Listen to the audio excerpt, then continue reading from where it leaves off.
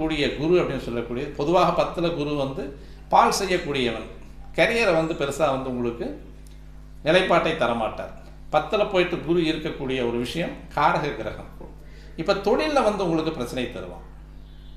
அப்போது எந்தெந்த இடத்துல குரு இருந்து உங்களுக்கு பார்த்தால் அந்த பாவம் தெளிவான ஒரு வாய்ப்பை முன்னேற்றமான பலனை தரக்கூடிய ஒரு பாவகமாக இருக்கும் அப்படின்றது வந்து குரு இருக்கக்கூடிய இடத்துல குரு பார்த்தா கோடி குறைகள் நீங்கும் அப்படின்னு சொல்லக்கூடிய ஒரு அமைப்பில் இருக்குது. ஆனால் எந்த இடத்துல இருந்து பார்த்தாலும் அவர் வந்து அந்த கோடி குறைகளை தீர்ப்பார் அப்படிங்கிறதுக்கு இந்த மாதிரியான பார்வைகள் வந்து தெளிவான ஒரு விளக்கத்தை நம்ம எடுத்துக்கிட்டோம் அப்படின்னா குரு எந்த இடத்துல இருக்குது அப்படிங்கிறத பொறுத்து நம்ம வந்து பார்க்கறதுக்கு நம்ம அந்த குருவினுடைய பார்வையை நாம் கணித்து நம்ம எடுத்துக்கலாம். அப்போ 10ஆம் பார்வை அப்படின்றது பொதுவாக இருக்கக்கூடிய இடத்துக்கு எடுப்பான் குரு.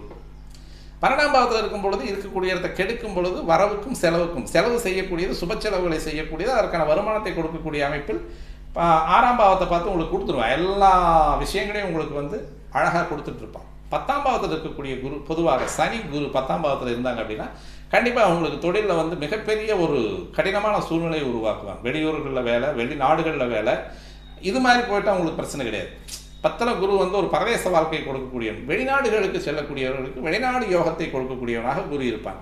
அப்போ உங்களுக்கு ஒரு நாட்டில் இருந்து பக்கத்தில் ஒரு மலேசியா, சைனா, நேபாள், இந்த மாதிரி ஸ்ரீலங்கா, ஒரு தமிழ்நாட்டில் இருக்கீங்க அல்லது இந்தியாவில் இருக்கீங்க, ஒரு அண்டை நாடு அப்படின்னு சொல்லக்கூடிய ஒரு இடத்துல வந்து நீங்கள் தள்ளி போயிட்டீங்கன்னா கூடவும் உங்களுக்கு ஒரு நிறைந்த பலனை தருவான். அப்போ தான் வந்து உங்கள் கெரியரில் நீங்கள் வந்து நல்ல ஒரு சராசரியாக இருக்கக்கூடிய அமைப்பை காட்டிலும் ஒரு உயர்ந்த அந்தஸ்தை கொடுக்கக்கூடியவனாக 10ல் இருக்கக்கூடிய குரு வந்து உங்களுக்கு வேலையை செஞ்சு கொடுப்பான்.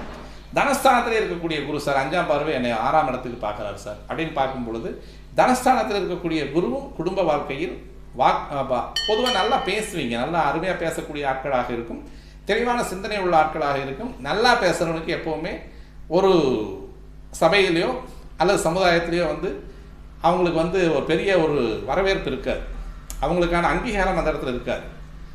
ஏன்னா சூழ்நிலைக்கு தகுந்த மாதிரி மாற்றி பேசுகிறவங்களுக்கு தான் சமுதாயத்துலேயும் சரி, குடும்பத்திலையும் சரி, தனக்கேவும் சரி சில நேரங்களில் வந்து பொய் பேச வேண்டிய ஒரு வாழ்க்கையும் பொய் பேச வேண்டிய ஒரு நிலைப்பாடும் வரும்.